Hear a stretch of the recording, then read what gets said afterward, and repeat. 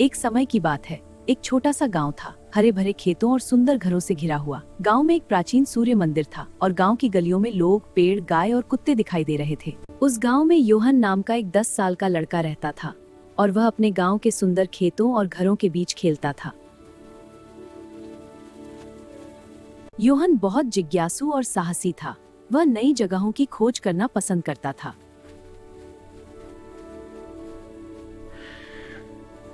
एक दिन योहन गांव के पास खड़े होकर दूर फैले घने जंगल को देख रहा था।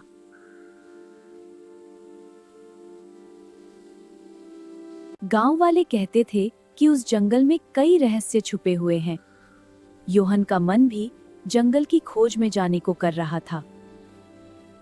अगली सुबह योहन अकेला ही जंगल की ओर चल पड़ा।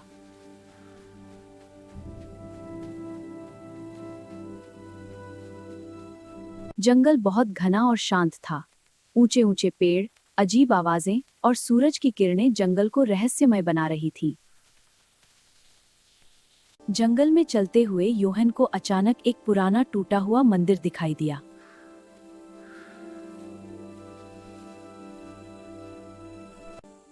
योहन धीरे धीरे मंदिर के अंदर गया।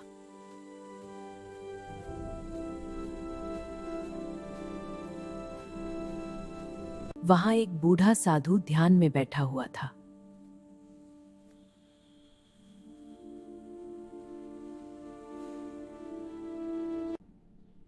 योहन, मैं जानता हूं तुम यहां क्यों आए हो।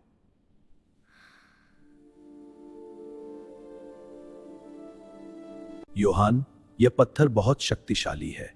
तुम्हें मेरा एक काम करना है। पास ही एक शापित गांव है और तुम ही हो जो एक शापित गांव को बचा सकते हो। योहन, यह जादुई पत्थर ले लो।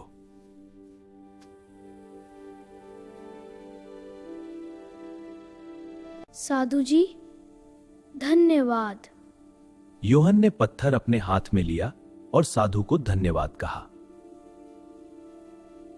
योहन मंदिर से बाहर निकलकर शापित गांव की ओर चल पड़ा, हाथ में जादुई पत्थर लिए हुए।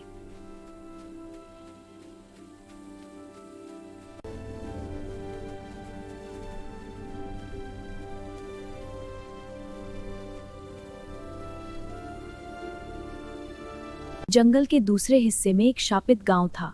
वहां अंधेरा छाया हुआ था, पेड़ सूख चुके थे और घर टूटे हुए थे।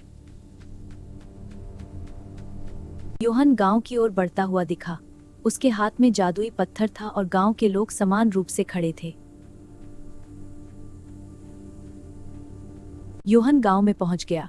गांव के लोग सभी समान रूप से खड़े थे और चुपचाप उसका इंतजार कर रहे थे। योहन, तुम ही हो जो हमें इस गांव के शापित से बचा सकते हो और तुम्हारे हाथ में जो पत्थर है वही इस गांव का शाप तोड़ सकता है। दादाजी, मुझे पहले जंगल के एक साधु महाराज ने यह जादुई पत्थर दिया और मुझे गांव को शापित से मुक्त करने का नेक काम सौंपा है। योहन, यह जादुई पत्थर तुम्हें यहां इस वेदी पर रखना है।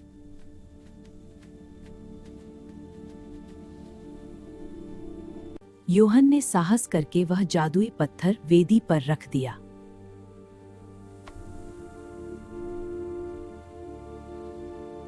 जादुई पत्थर वेदी पर होते ही अचानक तेज रोशनी चारों ओर फैल गई।